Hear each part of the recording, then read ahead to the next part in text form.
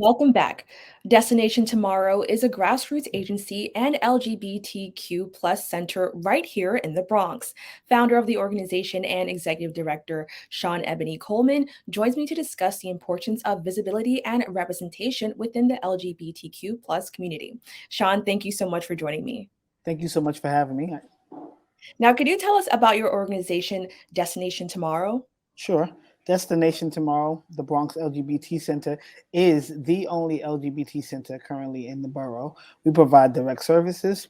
Our main focus is economic empowerment, right? So when we started, we wanted to make sure we provided the tools that folks would need to be successful. So things like GED and job readiness, professional development, financial literacy, and life skills were like the foundation of the services that we began. And then we have a client or community centered approach, right? So we added additional services based on what the community said was necessary. So things like a food pantry and housing, those are also among the things that we do.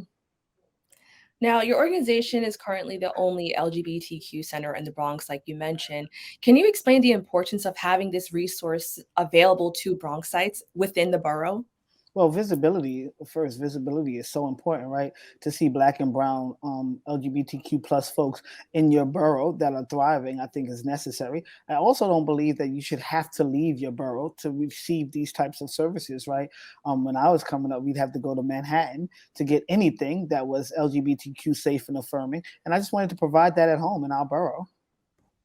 Now, prior to opening, did you have any reservations because you were the only LGBTQ center in the Bronx? And how did you feel knowing that you were the first one?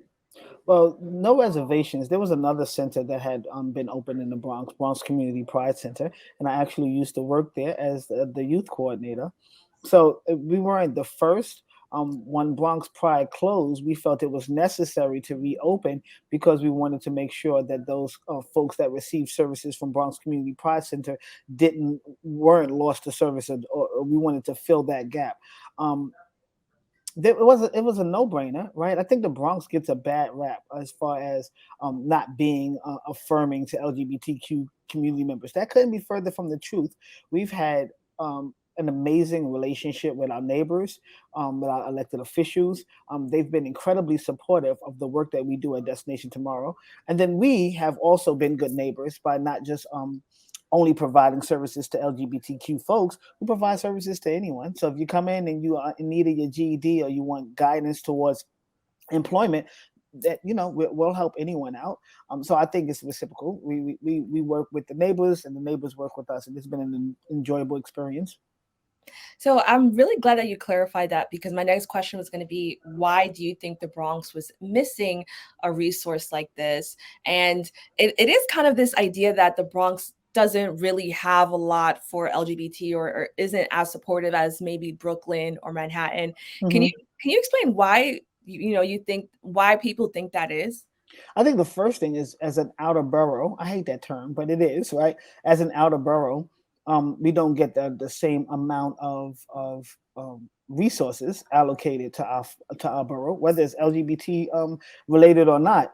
The resources are not as plentiful as Brooklyn and Manhattan, and I'm not sure why that is. Right? What I do know is that numbers drive funding. Visibility drives funding. The more we're vigilant about letting folks know that our borough also is a safe space, a safe, affirming space for LGBT folks, I think resources will follow that assurance. So I think it's just a matter of us making sure that folks understand that there is a viable center in the Bronx that caters to or is affirming for LGBTQ plus folks. Now, I think this is really important to highlight, but I understand that you're the only African American of transgender experience to lead an LGBTQ plus center in the state of Yeah, New York. yeah. How does that impact the work that you do as a Black trans man? Wow. It in some ways it becomes overwhelming, right? Because there's so many things, issues that you want to focus on. You want to prioritize Black and Brown community members. You want to prioritize the trans community. You want to make sure that everybody feels affirmed and safe when they enter your space. So it's wearing a lot of hats, it's building a lot of relationships. But I think it's incredibly important to highlight because for a long time we didn't have representation that was black and trans, right? And if you did, it was maybe entertainment related. I think me being in this role shows that black trans folks, number one, can lead.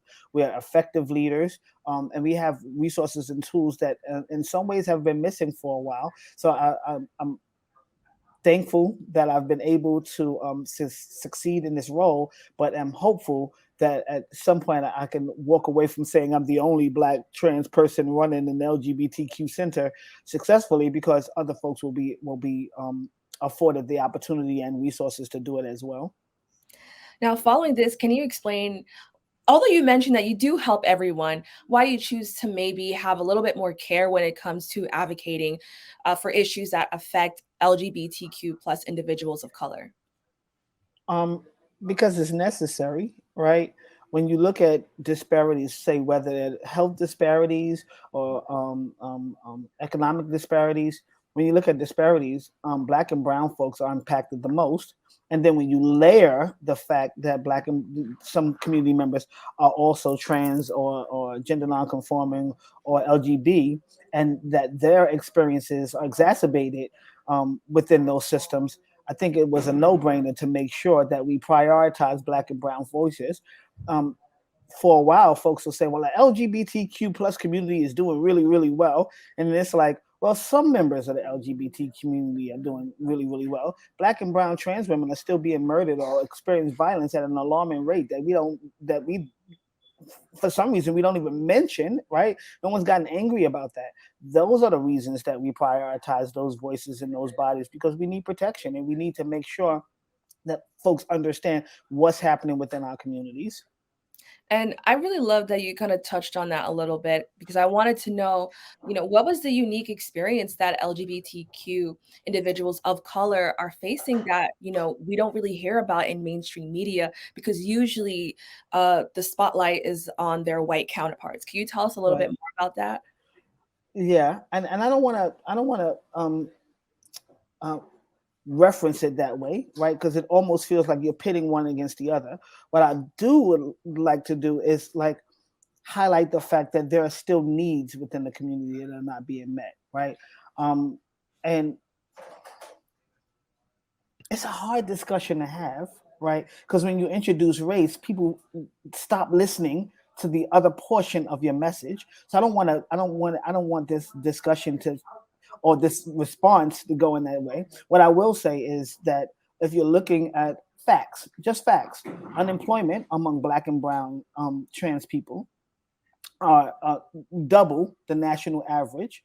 Housing and the housing crisis, uh, over 45% of trans people or LGBT folks experience homelessness that are black and brown, right? And we're looking for solutions. When you speak about criminal justice reform, we're never even a discussion topic, right? We're not even brought up in that discussion yet. We're overwhelmingly impacted by criminal justice, and reform has to have a voice that is black and brown and trans or gender nonconforming to LGB. So I think if we just keep it on the facts, we already understand that this community, LGBT, black and brown folks, need a bit more when it comes to resources and services. And then the other thing I'll say is historically, when funding and resources are allocated, black and brown organizations historically receive less funding than other folks that are doing similar work, right? So if we just look at that funding disparity,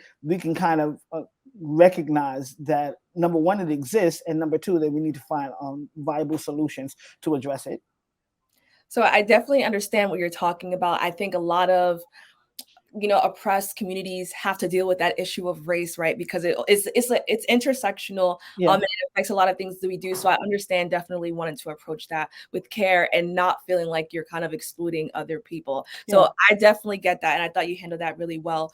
Can you Thank speak you. on the work that Destination Tomorrow is doing to ensure that Bronx youth safely have access to these resources as well? Because I think the youth often gets ignored in Yeah. these conversations.